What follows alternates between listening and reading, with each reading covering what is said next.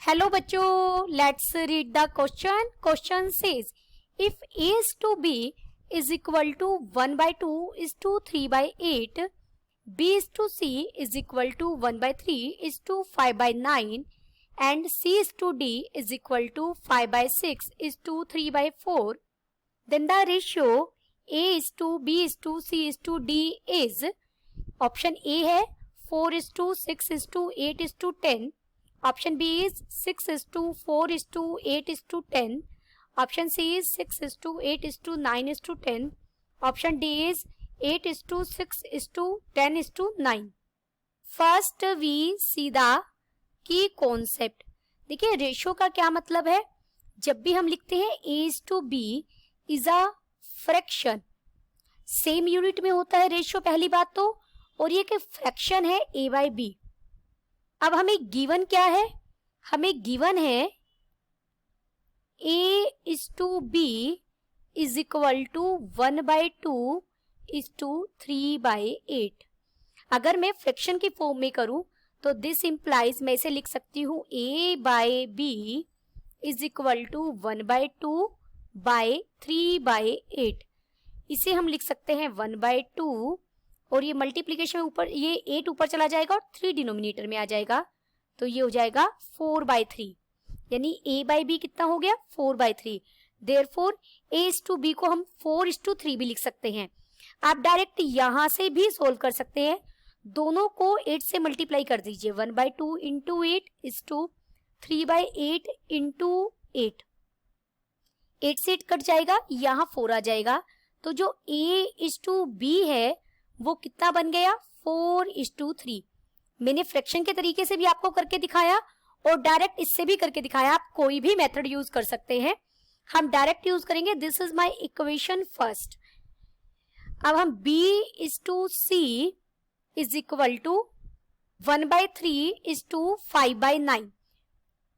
Denominator में क्या है 3 और 9, इनका एलसीएम लेंगे क्या आएगा 9. तो b is to c equal होगा, आप दोनों को 9 से मल्टीप्लाई कर दीजिए, जो डिनोमिनेटर का एलसीएम है उससे मल्टीप्लाई करते हैं. तो b is to c मुझे क्या मिल जाएगा, देखिए ये इस पर 3 हो जाएगा और यहाँ 5, तो ये 3 is to 5 बन जाएगा. This is second equation. हमें c is to d दिया गया है, c is to d क्या दिया गया है 5 by 6 is to 3 by 4.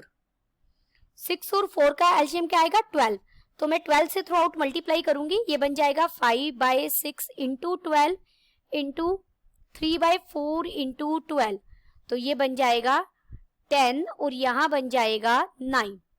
एक बार मैं तीनों लिखती हूँ. देखिए a is to b हमें कितना मिला था 4 is to 3. b is to c मुझे कितना मिला है 3 is to 5 और c is to d मुझे कितना मिला है 10 is to 9. यही मिला है. अब मुझे कंबाइन निकालना है a is to b is to c is to d. उसके लिए सबसे पहले आपको देखिए इन दोनों में b कॉमन है, तो b का जो पार्ट है वो सेम होना चाहिए, सेम है. अब इन दोनों में c कॉमन है, तो c का पार्ट सेम होना चाहिए, लेकिन यहाँ c का पार्ट सेम नहीं है.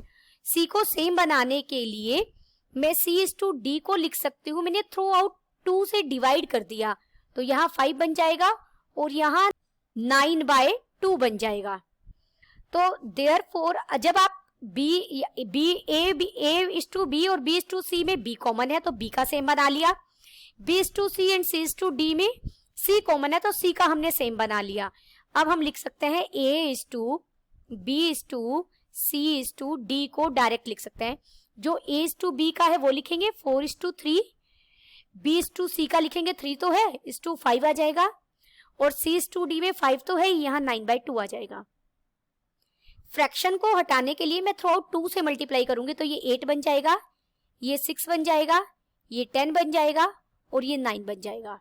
देयरफॉर हमारा ऑप्शन कौन सा सही हो गया, ऑप्शन डी इज करेक्ट.